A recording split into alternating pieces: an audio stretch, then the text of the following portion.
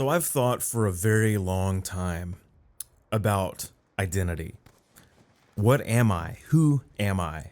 What am I minus all the fleeting physical characteristics that will turn to dust with time, like my hair and my muscles and my good skin? Um, and I haven't quite got to the core of that yet. I've gotten pretty close, I think, but what you are is a strange thing. And really, I don't want to talk about me. I want to talk about the problem of identity in modern times because the conception of who we are has changed a lot historically as we no longer fight for day-to-day physical survival. We've mainly moved off to financial and social survival. uh, a lot of what humans have identified with in the past when they were running away from jaguars in the jungle is no longer there for us. There's obviously an identity crisis in the world right now.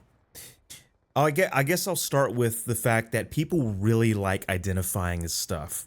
I mean, I'm not a scientist. This isn't science. This is just no-brainer stuff people could have figured out in, 1500 BC. But yeah, I mean, think about like, did you ever have to take a Myers-Briggs test in school where you got to be like INTP, uh, ISFJ, or whatever? I don't remember all of them. But when you take these little tests, or even the little personality tests from Facebook that all the old people took back in 2008, like people really want to cling to labels. We want to build ourselves up with these little clan tags, basically, of psychology and categorization. But that's not really what we are. And I think part of the reason that we have such an identity crisis right now, and I'm not talking about one group of people, by the way, I'm talking about everybody, is that we have severely discounted as we technologize and secularize. We have severely discounted the value of our souls. Call it whatever you want. Maybe, I don't know if a soul is real, but I've been far enough in DMT land to know there is something that is you that is unrecognizable to what you think of yourself as. There is a you minus you, and that sits at the core of your consciousness. And I think that we've buried that in cheap labels because, I mean, I don't want to go into mental illness. that's dicey, but you know what I mean. I'm an ENTP. I am a college graduate. I am, uh, you know, libertarian. I'm trans. I'm whatever. Like we start identifying with these categories that we make instead of the living, transforming thing that is sitting behind your eyeballs. And I'm not talking about your brain as such. And this creates, I think, this strange neuroticism. Like the further we get disconnected from that living thing, that us minus us, that soul, the more neurotic we get. And the problem with that is, I think with these neuroses, at least my 1800s conception of something called a neurosis, we start neurotically clinging to these identities. Because, you've always, since the dawn of time, you've had like, Smith is named after, you're probably a goldsmith or a blacksmith. People have always identified with occupation and job title, but they knew back in the day that there was something more. At least that was the general assumption.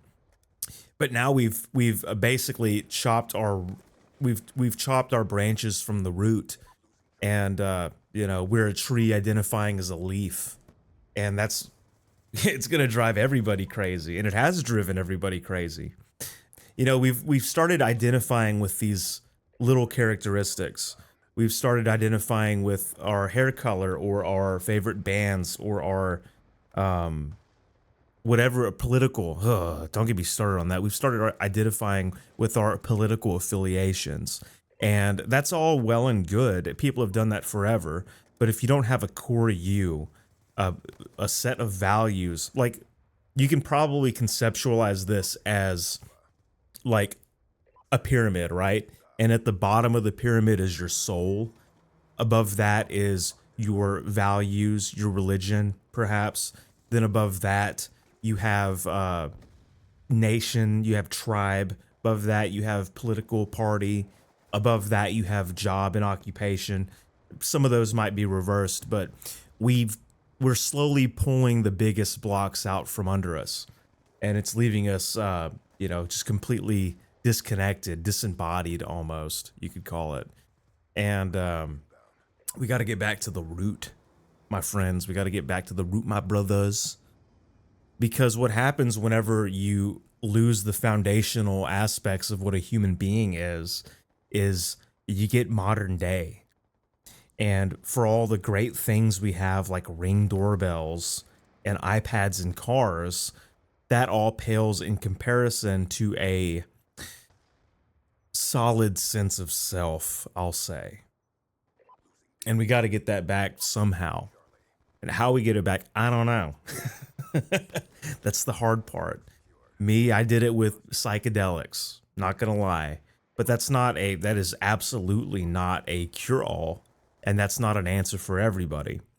But I think we need to start asking ourselves who we are. What am I? What am I minus my political party? What am I minus my gender? What am I minus my job? And you got to start from first principles of you. And I don't know. It's hard. It's hard to do that this day and age because you got chat rooms and you have Facebook pages. You have all these little groups you join, and none of the community that used to be there, even the foundations of the groups are gone.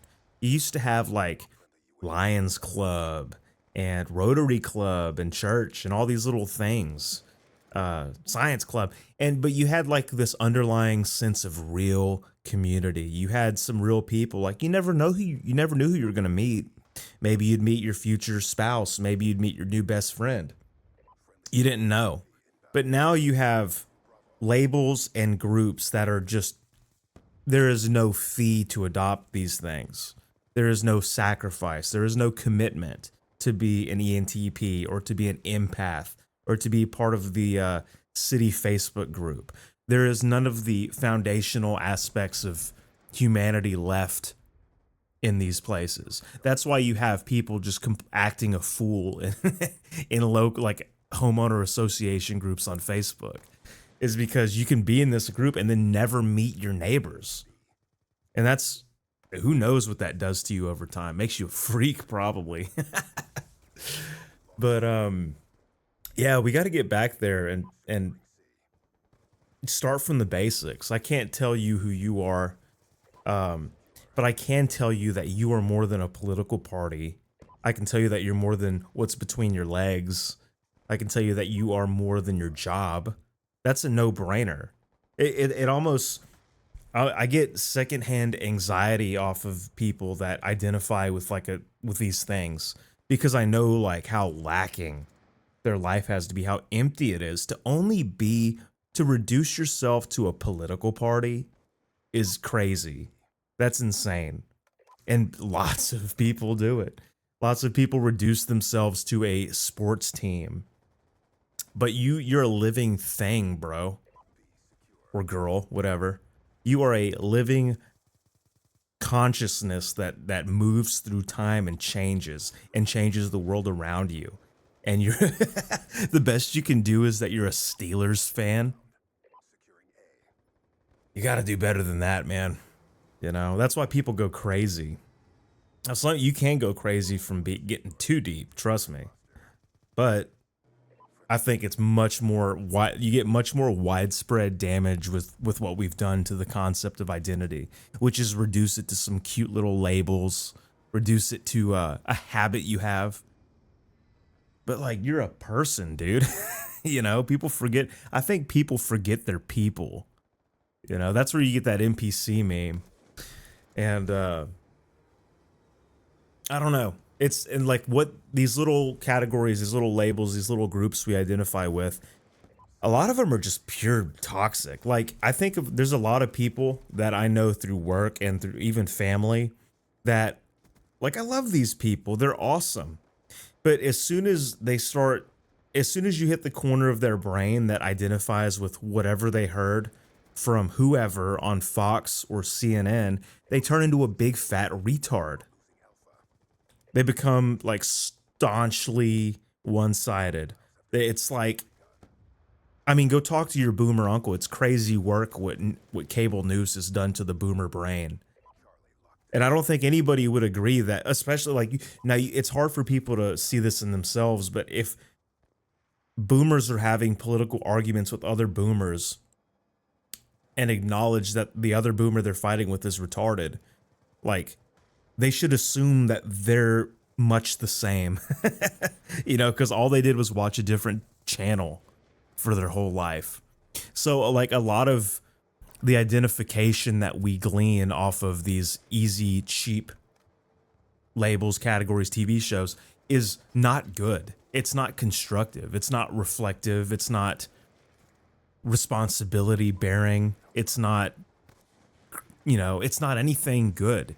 Like it's just stuff that makes you not connect well with your fellow man, you know? And that's, to me, that's pretty whack. So I don't know.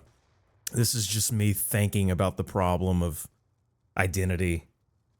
Let me know what you think. I want to hear what other people think, because it's, you know, I just think about this in the echo chamber of my own mind.